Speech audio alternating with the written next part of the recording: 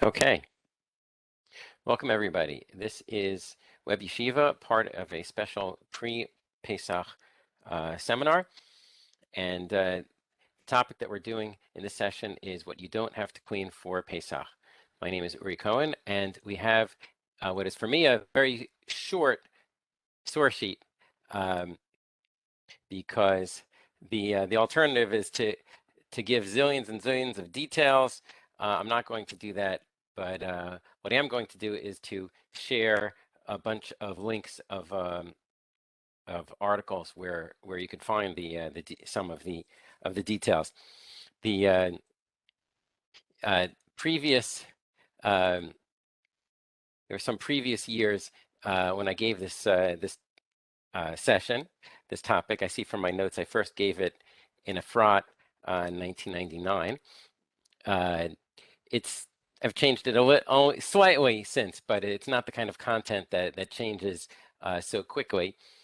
One of the times that I gave it, I played the song from the Anglo-Haredi music album Journeys 3 called the Pesach Blues, the lyrics of which are on the screen right now. I'm not going to play it now because really it requires its own analysis of all the assumptions that are made in the song and how many of them are incorrect, like that cleaning is the obligation of a woman, or that women should do it until Mashiach sets them free. Uh, it's a little weird, but it's an unusual example of complaining in a relatively public way in the Haredi world, because the Haredi world, even the English-speaking Haredi world, tends to not not look kindly on people complaining about mitzvot of really any sort. But there is definitely a problem, and there are a lot of different ways to describe the problem. One way to describe the problem is just to say, if there's any mitzvah that that you find that every time you do this mitzvah, you hate it, you can't handle it, you have very negative associations with it, then by definition, you're doing something wrong. There must be something wrong with the way you're doing the mitzvah. It could be that it's a misunderstanding, or it could be that because of psychological or sociological factors, you can't, it's not appropriate for you to follow the stricter opinion. You need to speak with your rabbi about that. In fact, I'll just briefly. I was not planning to discuss this what I'm about to say now, but I figured since it came up, I might as well just mention it because some people need to hear it. And that is, there's a booklet that was published on the internet last week. No, this week, just a few days ago, by Rabbi Yoni Rosenzweig of Beit Shemesh, called Mental Health and Pesach: Communal, Spiritual, and Halakhic Guidance. I'm just going to show the table of contents. It's not there isn't a particular link on the internet. They ask you to sign up so that you'll get on their mailing list, and then they send you a copy of this in English or Hebrew. But in each, going through step by step parts of Pesach, and how somebody who has a particular mental disorder might very well have great difficulty in following it. So in our case, he just has half a page on this, but what if somebody has obsessive compulsive disorder? So for them, cleaning for Pesach is basically the worst thing ever, and it because they have a mental disorder that that has trouble in general, and then combine that with all the strictness here. Therefore, they need to follow the letter of the law, and he gives a few rules and says consult your rabbi, and then he goes on to what if burning the Hamates if you suffer from post-traumatic stress disorder. Anyway, in the last few years, Rav Yoni Rosenzweig has become probably the rabbi certainly in the Orthodox world, who specializes in answering questions that relate to mental disorders. But in the case of Pesach cleaning, it seems that everybody becomes OCD. Everybody gets nervous, gets frantic, ends up yelling at everybody in their house, and many people are miserable when Pesach comes. Many people are exhausted when Pesach comes. In fact, of the many objections that contemporary Orthodox rabbis have to going overboard with Pesach cleaning, one of the points which I wasn't planning to, which I am not planning to address in detail, is that, but if, for sake of argument, the woman who is doing most of the cleaning in her house, if she cleans so much that she's so exhausted she can't stay awake at the Seder, then she's doing something wrong, because then she can't do all the mitzvot at the Seder. I wasn't planning to formulate it that way, but let's formulate it in this way. Yes, there's a mitzvah to get rid of your Hamates, because you're not allowed to own Hamates. We'll talk about that in a few minutes. But there's another mitzvah, which is one of the 613 mitzvot for Pesach. I'm sorry, for all three of the biblical holidays of the regalim, and that is the mitzvah of simcha. Is formulated in the Shulchan Aruch here in source number 1. A person, a man, a woman, children, they're obligated to be happy and in a good mood throughout the week or so of the holiday. And the Mishnah Berurah clarifies this is a mitzvah in the Torah. This is not mitzvah like it's a nice thing to do. This is a mitzvah like it's up there. Meaning, if you're going to be strict about the mitzvot of Hamates at the expense of this mitzvah, then there's a problem. That's a halakhic problem on the psychological level, as I started to say before. Not psychological, sociological.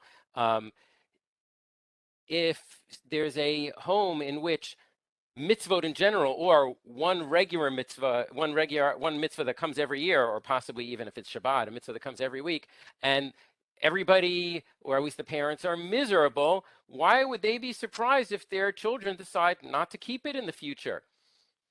There are a lot of reasons why the next generation might choose not to keep mitzvot, but here this is avoidable. It's not like there's a mitzvah to make yourself crazy. It's not like there's a mitzvah to be miserable.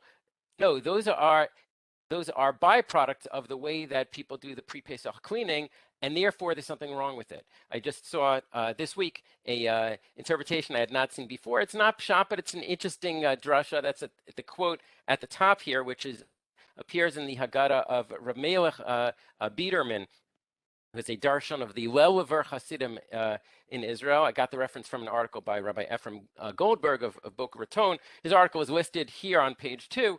The title of the earlier version of his article was "Bitter Herbs, Not Bitter People." And I'm just going to summarize what Reb Melech Biderman says here. He says he heard this idea from, he doesn't say from whom. How could it be that at the Seder, well, in the text of the Seder, the quote, the wicked child, the one who says, Maha avodah hazot lachem, what is this service to you? What is this work to you? How can it be that the that the, even quote unquote, the bad kid is so angry about it? What do you mean? Isn't the Seder a time in which people are relaxed? Isn't it a time in which people are happy? I would understand if a kid is complaining about Yom Kippur. Yom Kippur is hard, it's fasting, but isn't everybody happy at the Seder? And he says, no, the answer is that people are not. Since the Russia sees before Pesach, people in his home, people in everybody else's home, going nuts, screaming at each other, being miserable, angry. So then he says, what do we need this for? This is the avoda? What is this avoda for? Yatzas haram behef sedam chas v'shalom is the way that he concludes, which means that whatever people gain through their extreme cleaning, they lose. They lose that through the consequence of children being pushed away, and that's an interesting perspective which I had not seen before. Let me share, literally share on my screen an article. This is one. It's not that one. try that again. Second, am I not seeing it? Yeah. There's an go. Yeah. This is an article which I have the link to on at the bottom of page 2. Yael Wiesner has a blog about organizing things. Here's the way that she formulates the question: when should you start on Pesach? When should you start making Pesach? It depends on what making Pesach means to you. If making Pesach means that's a deadline for your renovation, well, then you got to book your designer and your kablan, your contractor, around Hanukkah time. If making Pesach means purchasing new furniture, well, then you should start that around Tevet, meaning right after Hanukkah. She's serious now. It depends. Okay. If making Pesach means going through every cabinet and closet in your house and decluttering and organizing, well, then she recommends starting 2 months before Pesach, around Tu B'Shvat. And then she promotes her online workshop. Organizing is not for Nisan, it's for the 2 months before. And here, I give her credit for the way that she ends. Oh, and if you're purely halakhic and you're just getting rid of Hamates, which is what we're going to be talking about, then start Rosh Chodesh Nisan, which is a couple of days from now. If you're nervous, maybe start even a few days before that, so you can do it calmly. But starting in Nisan means you are not shopping for furniture or appliances. You're not painting. You're not even organizing. You're just getting rid of Hamates. I thought that was an interesting way to kind of include all different approaches and say, you do realize that if you're just following halakhah, then you don't need to start months ahead of time. And what she doesn't say, but the implication is, then you don't have to worry and feel bad about not getting done all the things that you would like to get done. There are a bunch of articles, which, as I said, the links of which about 10 of them are on page 2 of the source sheet. But I want to look at the beginning before we go back to the source sheet. I want to look at the first couple of paragraphs of the transcript of a class given by Rav Chaim Pinchas Scheinberg. He was very prominent Rosh Yeshiva of a Haredi Yeshiva in Yerushalayim, Torah Or. He was originally from the United States. He died about 10 years ago. Back in the 90s, or maybe even before, he gave a talk about practical stuff for Pesach, and I find this very useful, both because of his introduction, which we're about to look at, and because he brings up a bunch of halachic concepts and gives he or his students who wrote it up give sources for them. And some of the sources we're going to be looking at are directly from this. Let's just look at the first couple of paragraphs. In former times, meaning like 100 more years ago, wealthy people who had large houses also had servants who did their every bidding. Poor people who could not afford servants lived in small homes with 1 or 2 rooms. Understandably, the pre-Pesach chores of the rich were performed by the servants. The poor, which is most of our ancestors, who had only 1 or 2 rooms to clean, a few pieces of furniture, a minimum of stuff, some clothes. How many people had more than 1 or 2 changes of clothing anyway? They took care of their needs themselves. Okay, in those days, the cleaning was hard. Tables were made of raw wood. Earthen or wooden floors also needed to be thoroughly clean and scrubbed, right? You had to clean like both rooms of your house. You need to look in the cracks of your house, because who knows what animals could have, like, it's so, the situation has changed in such a good way. So he continues, today, we seem to be caught in a trap. The average modern home, and this was a few decades ago, is larger than formerly. Furniture, utensils, and clothing are much more plentiful. Average home today could compare with the more affluent homes of previous generations. I would say it's much, much better than most affluent homes of previous generations. But we don't have the servants that they had. So he's working with the assumption that the wife is the one who's doing most of the cleaning, which, as I indicated before, is not a halachic assumption. Today, all the chores fall on the housewife. At the same time, she still feels obligated to clean and scrub as they did formerly, even though she has laminated furniture and tiled floors, making this type of cleaning unnecessary. The pressure of pre-Pesach cleaning has reached unnecessary and overwhelming levels. The housewife often becomes overly nervous, unable to enjoy Simchat Yom Tov of Pesach, and unable to perform the mitzvot and obligations of the Seder night.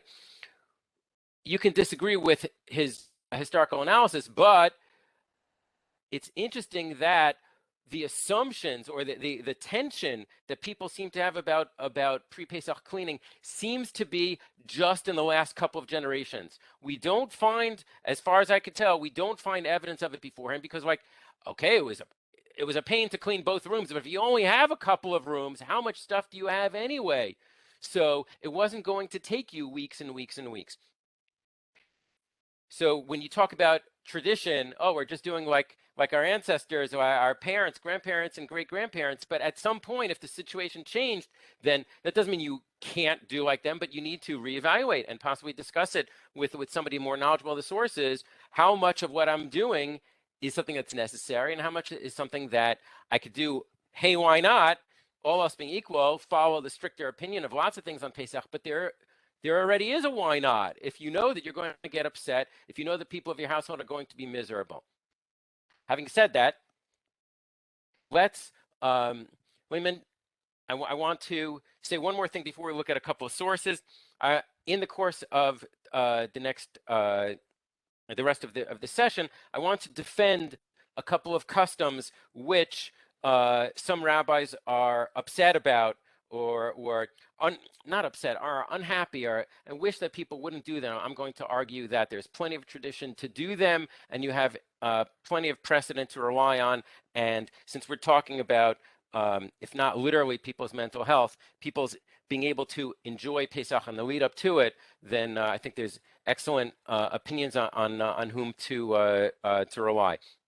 Anyway, so what are the prohibitions of Hamates? Obviously, there's a lot to discuss, but just very brief review. You're not allowed to own Hamates on Pesach. As formulated, the Rambam is often the one who formulates things most clearly, more clearly than the Mishnah, more clearly than the Shulchan Aruch. He says if you intentionally keep Hamates in your possession on Pesach, even if you don't eat it, you're violating two prohibitions in the Torah: lo yira'eh, lo yimatzeh, or as paraphrased, bal yira'eh, bal yimatzeh. Which in practice means you're not allowed to own it. That's one point. You're not allowed to own chametz. Hold that thought.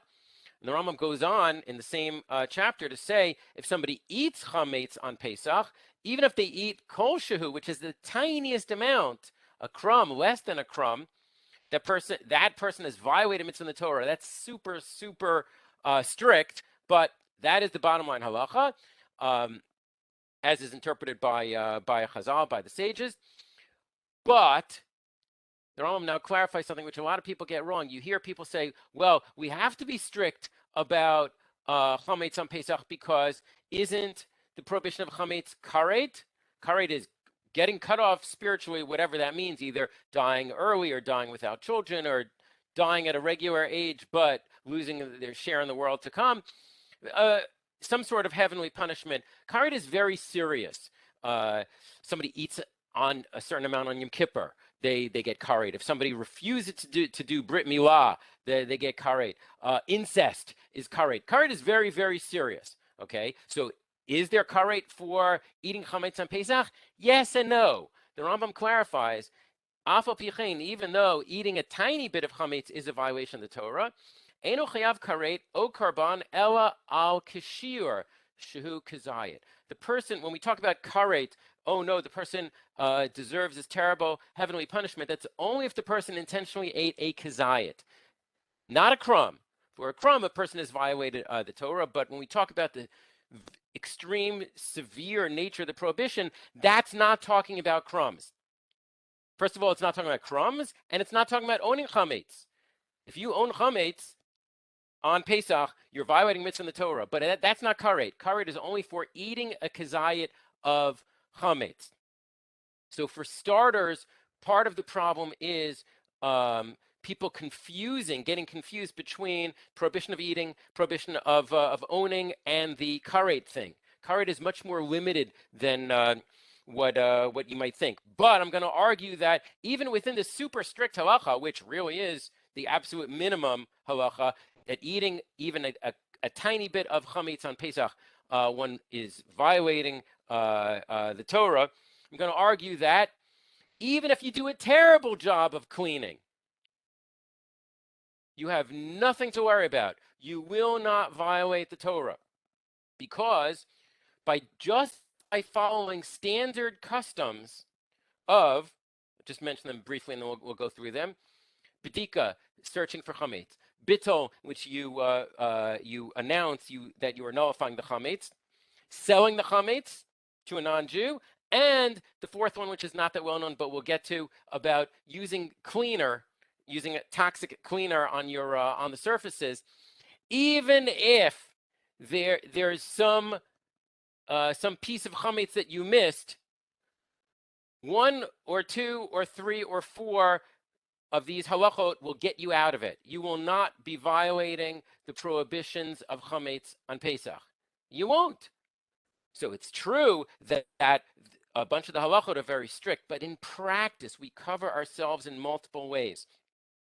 So yes, there's a precedent of being strict on Pesach, but it's like saying, well, okay, so I hold up my pants with a belt, but just in case there's something wrong with my belt, I put on suspenders. If you've ever seen somebody wearing a belt and suspenders, it looks very weird. What if somebody were wearing a third and fourth way of holding up their pants? To be like, okay, this person has a problem. Like, one is enough, and if you're really strict, then two. Okay, but in this case, we're going to talk about 3 or 4 different ways that make it guaranteed that somebody who does just the standard things, bedika, bittul, and mechira, that person is not going to be violating Hamates, and therefore, when they clean for Pesach, they don't have to be so nervous that, oh my God, if I do this wrong, if I miss something, I'm violating the mitzvah or mitzvah of Hamates. You're not going to be violating mitzvah of Hamates. That's the main point that I'm trying to get to. Briefly, because really there's an entire shiur, or multiple shiurim on each of these topics. Bedika, searching for Hamates, and bittul, nullifying the Hamates. Again, the Rambam formulates it so well. He says there's a positive mitzvah in the Torah to lashbit Hamates, like the word Shabbat is to stop working, or Shvita is a strike in modern Hebrew. Getting rid of the Hamates is the way that we usually interpret it. But how do you get rid of the Hamates? On the Torah level, this mitzvah means bittul. As long as you say, I consider that I don't own any Hamates anymore. Whatever I have not found, I nullify it. It doesn't belong to me. I don't count it at all. That's good enough on the Torah level. However, the Rambam adds, midivrei sofrim, on the rabbinic level, you not only should you do that, but you should also, the night before Pesach, you should also do bedika. You should also go through the house and check just to make sure that you don't have any chametz. And if you do happen to find a chametz, you should remove it from the premises because you're not allowed to own chametz on Pesach. According to the Gemara, that's all you need. Of course, granted, when people are living in smaller places, it was a lot easier to make sure that there is no chametz in the house. You remove the chametz and make sure that it's gone. And you also say, whatever I have not found, kol chamira v'chamia, all that's the Aramaic formulation. You can and should say it in English if you understand English better than Aramaic. Any chametz that I have not found, I'm nullifying. You do that, you are covered. Even if you find chametz on Pesach, meaning we haven't yet gotten to selling chametz. Let's say you have not sold chametz, and you find chametz in your house on Pesach.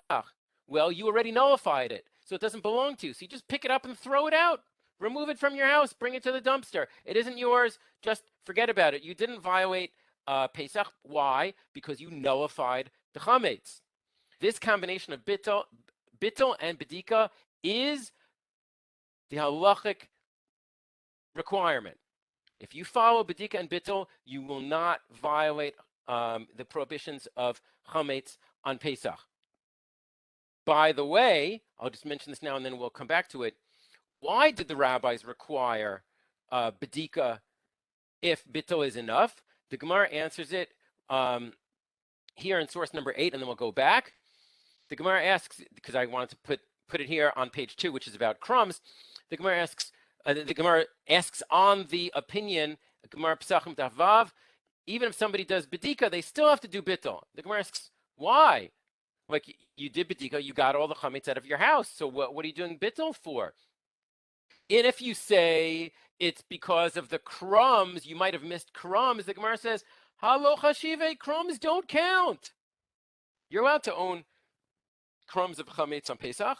It's an explicit Gemara. The Gemara answers, so going back to the question, why do you have to do bittul if you got rid of all the chametz you could find? Amarava Gzeira, the rabbis made a decree, Shema Yimtza Gluska Yafa. Perhaps they're afraid that on chametz you might find a lump of chametz. On Pesach you might find a piece of chametz, a big, beautiful piece of chametz. And then you will want it. You'll want to eat it. So either you'll eat it, which would be violating the prohibition in the Torah of eating chametz, or even if you don't eat it, you'll want to keep it around because it's really delicious, and therefore you're taking back your bittul. No, I'm sorry.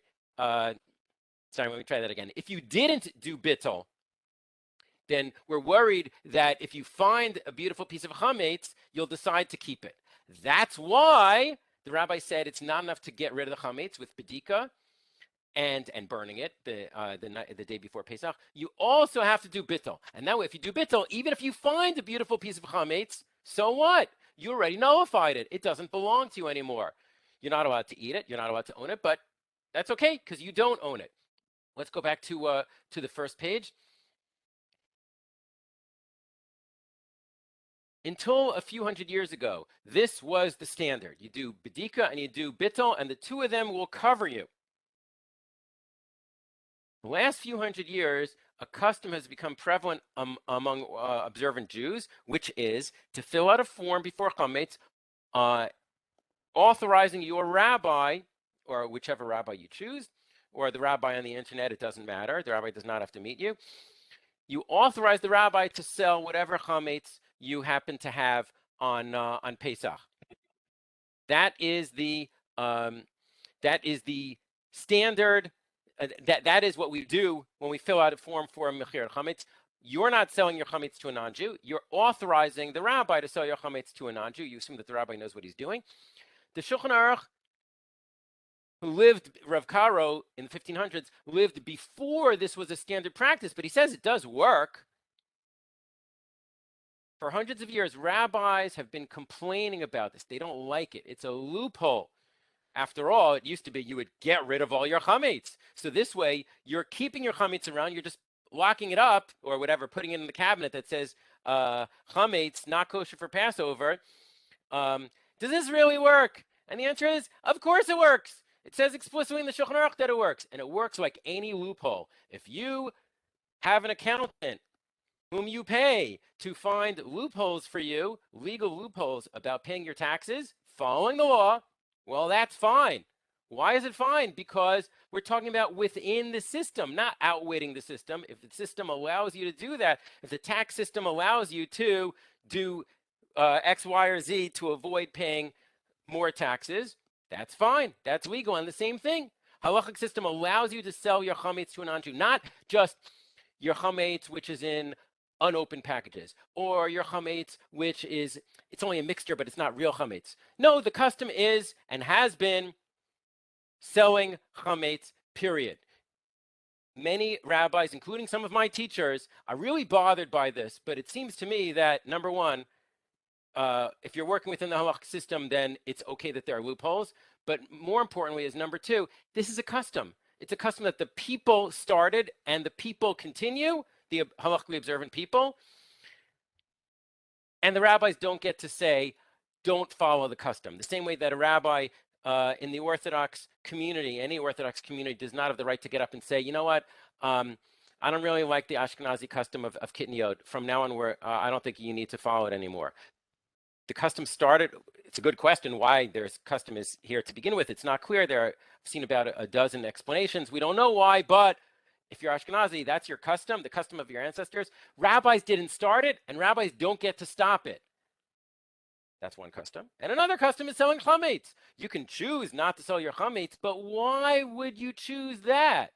You want to be strict, so fill out the form and then get rid of your Hamates gum or whatever. But the point is, fill out the form. The custom is to fill out the form. And once you fill out the form, then you're covered in a third way.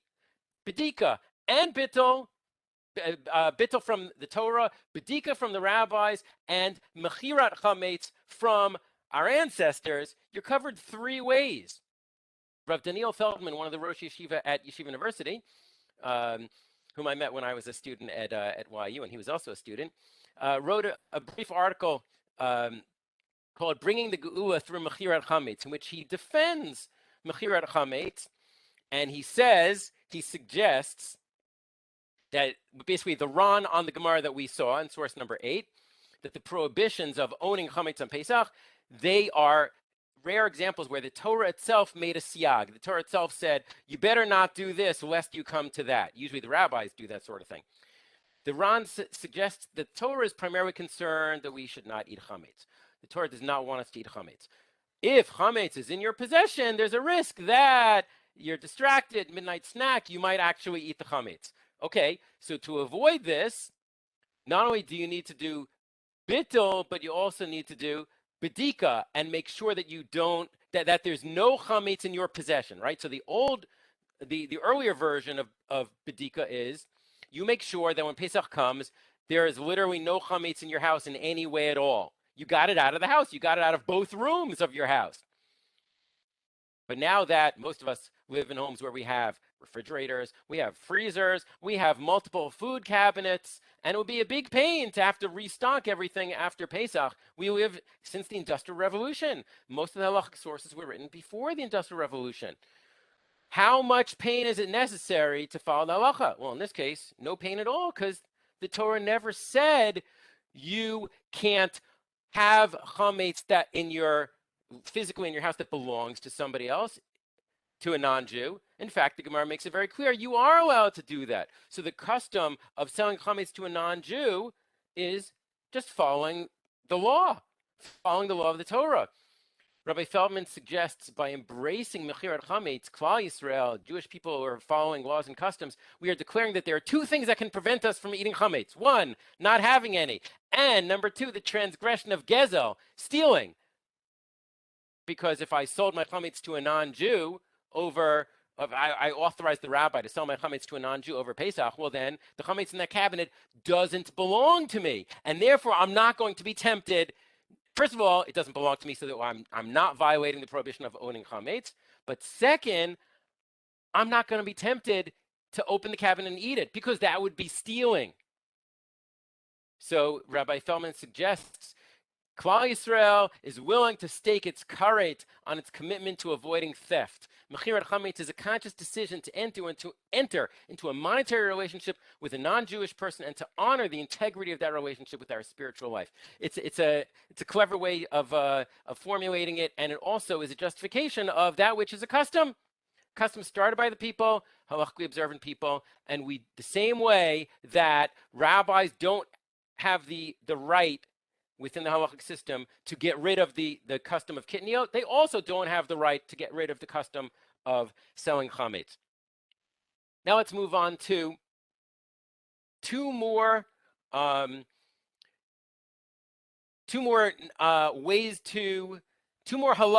which when we are aware of them will hopefully make us less tense in our pre-Pesach cleaning.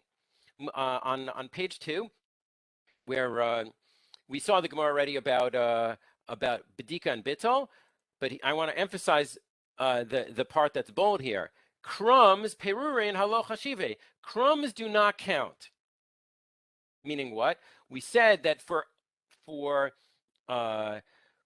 eating Hamates and also for the prohibition of owning Hamates, crumbs do not count. Oh, I'm sorry. For eating Hamates, you're still not allowed to eat a crumb. Sorry. For the difference between prohibition of eating Hamates and the prohibition of owning Hamates is that you're not allowed. Crumbs are still a problem. They're not karet, but they are a violation of the Torah for eating. But crumbs are not a problem for owning on Pesach. That's this Gemara.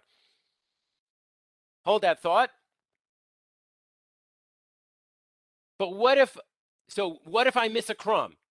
So you miss a crumb. So what? You can't be violating the prohibition of owning Hamates on Pesach, even if you didn't sell Hamates, and I recommend selling Hamates, but even if you didn't sell Hamates, crumbs don't count. So yes, there is a chumrah. There is a strict opinion which says maybe when the Gemara says crumbs don't count, it means really, really tiny crumbs, but like small pieces of chametz really do count, even if they're less than a kazayit. Oh no, what if there's a small, what if there's a crouton that fell under the furniture? So what? You're not going to look under the furniture to eat it on Pesach. What are we worried about? You do bittul. So it's less than a kazayit. The simple reading of the Gemara is that if it's less than a kazayit, it doesn't count. If you want to follow the strict opinion, and Rav Scheinberg does follow the strict opinion here, that even if it's a small piece, it still is a problem to own if it's less than a kazayit. So Rav Scheinberg recommends solving that problem by cleaning the floors. Use your cleaning supplies. In other words, go over everything. Do your sponge if you're in Israel, or if you go over a surface with something that is a tack cleaner, then you've covered yourself, because that, even if there's a tiny bit of Hamates, and even according to the Chumrah that you're not even allowed to own a tiny bit of Hamates that's bigger than a crumb, it's still okay. Why? Because that's not edible to a person. Look at the way it's formulated in the Shulchan Aruch. This is I heard this from I saw this in the write-up of Rav Scheinberg. Shulchan Aruch in source number 9 says, even if you have bread, like literal chametz, actual bread, but if it got moldy and it is no longer edible to a dog, or if you have some sort of bandage that uses chametz, I guess they used some sort of glue that was made from flour. I don't know. Let's assume there's a bandage that uses chametz in it, but if it's starting to rot, you don't have to get rid of the chametz. Chametz only counts if it is edible. Okay, so Rav Scheinberg recommends. In fact, let's look at that right now. Let's go back to the piece we were looking at before. Here's his general notes. Crumbs which have been rendered completely inedible to the extent that they are not fit to be eaten by a dog are not considered chametz. And again, this is within the strict opinion. And he goes on to say the general obligation to check for and destroy crumbs, that's the chumrah, does not apply if the crumbs are less than the size of an olive and are dirty or spoiled enough to prevent a person from eating them. And what would prevent you from eating them? Because somebody sprayed cleaner on them, so they're not edible anymore. Therefore, even if in the unlikely event that you missed a spot, that you missed a piece of chametz that's actually bigger than a crumb, as long as you've cleaned your house just in an ordinary way, not super scrubbing, Rav Scheinberg says that that is good enough. Even that is, as I said before, that's based on chumrah. Really, we are covered. We're covered by bittul on the Torah level, bedika on the rabbinic level, and mechira on the level of a custom. And speaking of customs, I want to justify another custom, which is that even though it says explicitly in the sources that on the night before Pesach, you need to clean your house to get, well, you need to do a thorough, sorry, not cleaning the house. You need to do a thorough bedika. You need to look really thoroughly everywhere the chametz is brought the rest of the year. Nevertheless, lots of people don't do that. Why? Why should I search thoroughly when I already did? I've been cleaning the house for weeks. I already know that there's no chametz here except whatever's in the cabinets and is going to be sold to a non-Jew.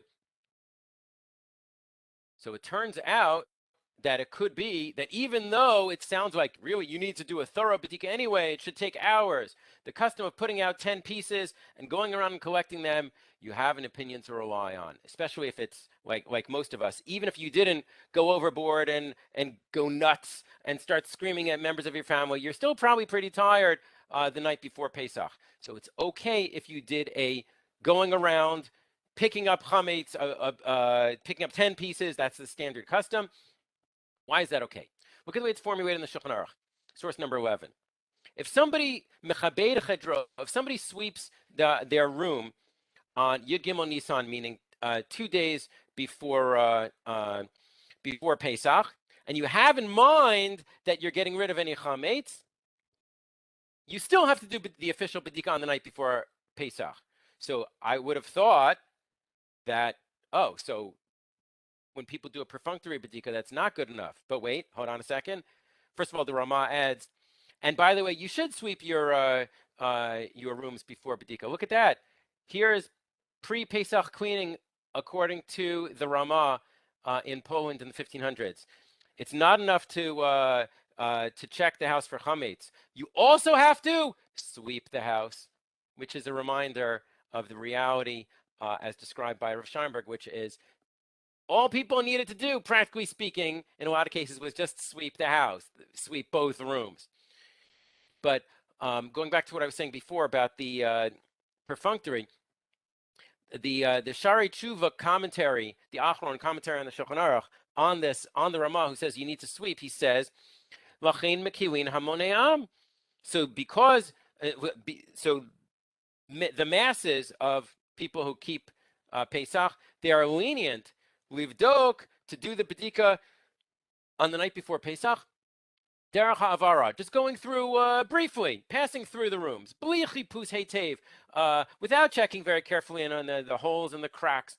Why? Because beforehand they already swept, they already washed, they already went into whatever cracks, because they did it already. Wait a minute, didn't we just say that the Shulchan Aruch says even if you clean the house beforehand, you still have to do a thorough bedika? So the answer to this is in the Maharshak, source number 13. Again, we're trying to justify the custom that people who have cleaned their house thoroughly, even without going crazy, are not going to clean the house again on the night of B'dikat Chametz. The Chachmat Shlomo, the Maharshak, Rav Shlomo Kluger, explains that when the Shulchan Aruch says, no, it's not good enough if you swept the day before, you have to go through everything again. He's talking about a day or two before Pesach. But if you swept, meaning if you cleaned your house 3 days or more before Pesach, you cleaned a particular room 3 days or more before Pesach, and you know there's no Hamates in there.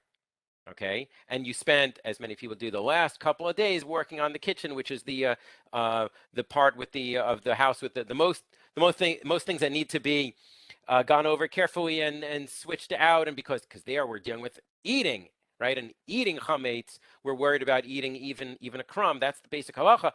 Nevertheless, if you know that there's a room that you already cleaned, and you know therefore there's no Hamates 3 days before. Rabbi Kluger says, well then, 3 days is a chazaka. Chazaka is when you have 3 things in a row, then you have a halachic presumption of a change of status. So in this case, this room has been without chametz for 3 days. So he says it should be no worse than what it says explicitly in the Shulchan Aruch, in a different part of the Shulchan Aruch. If there is a place, if there's a room where you never bring chametz, you don't need to check it at all before Pesach because you never bring it, right? So Rabbi Kluger says, and if you cleaned it 3 of Hamates, you made it Hamates free 3 days before Pesach, that's good enough. You now have a chazaka.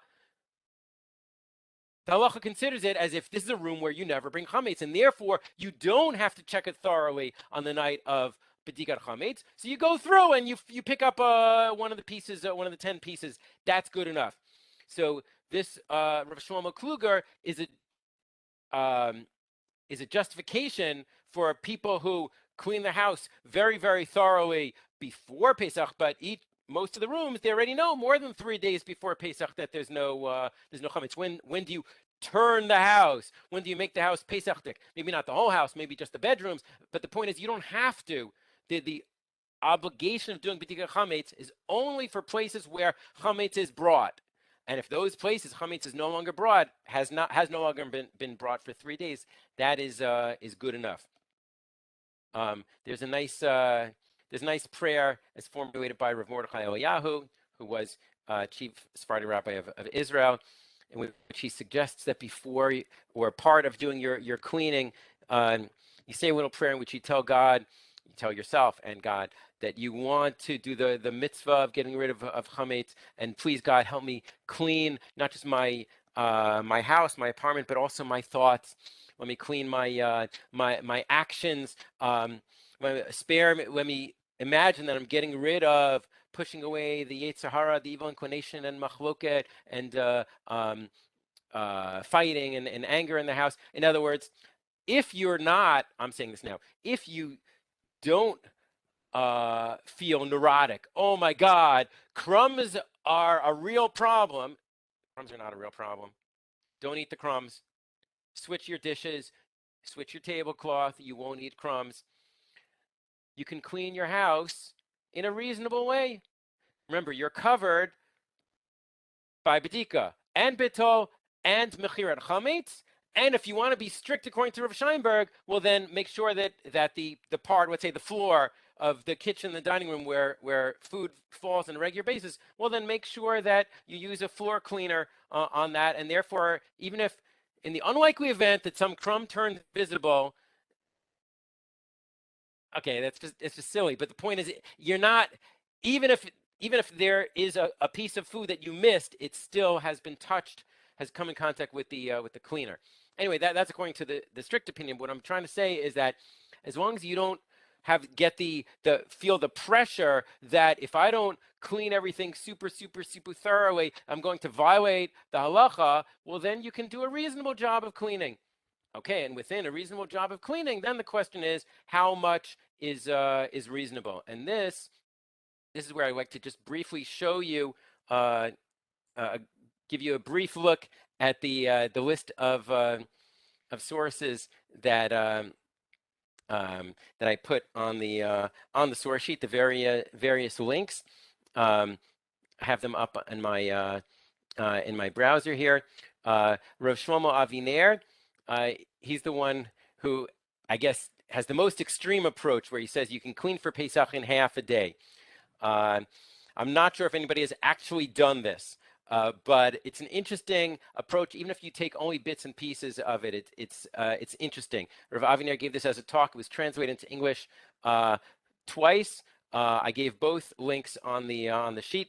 This one is the one that I recommend because it's my translation, meaning somebody asked me to translate it not long after Rav Aviner published his thing, and then somebody else later translated it into English, and not surprisingly, I like my translation better. There were 2 Facebook posts last year by Rav Shlomo Brody. I assume he's going to update them this year as well. Rav Shlomo Brody writes a halakhah column for the Jerusalem Post. Even if you don't have Facebook, you still have access to these posts. The first one is second. Wait a minute. I went in the other direction.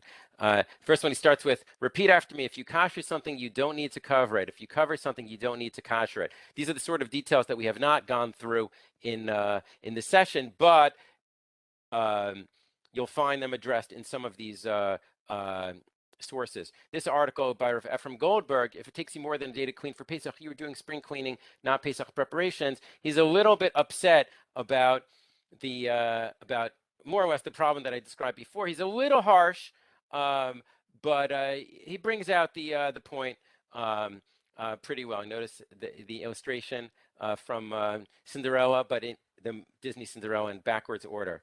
Purim is the wearing the beautiful gown, and Pesach is the feeling overwhelmed by the housework. Okay, moving right along. Hannah Katzman, in her blog, A Mother in Israel, has a Pesach crisis cleaning checklist, which is her suggestion for a bunch of things to do in some kind of logical order. Meaning, if you're not a kind of super organized person, you can still just print this out and get an idea of how to of the order of doing things. And something which we haven't addressed, but which really does make a difference is, wait, I'm expected to clean and also to cook? I'm expected to clean the house and also make food for Pesach, like a whole week? How is that going to work? So you could argue that since the food, keeping members of your household fed and happy over Pesach, that's kind of necessary. So therefore, follow more lenient opinions as to how much you need to clean. We're still not talking about not cleaning your house. We're talking about cleaning your house. But you have to keep in mind that there is cleaning as well as cooking at the same time. An interesting blog with a great title, Out of the Orthodox Judaism, out of the box, written by Uri Cohen. How to clean for Pesach in one day. This is a little bit different from Rav Aviner's approach, but it's interesting, and it's interesting to compare and contrast. And she says these are based on talks that she's heard from Rav Shmuel First and Rav Baruch Hirschfeld. And she imagines in order, starting from 9 in the morning and going through one room at a time. I think most people would probably find that this is not enough, but even if you end up doing the things that she says, like take an hour and a couple of hours, still, it is she still says, by the way, you take 3 hours in the kitchen. We're not pretending that the kitchen won't take any time, but it's interesting to see various ways. Notice I'm not recommending any one of these. I'm recommending all of them, really, to compare and contrast and find the parts that you find useful.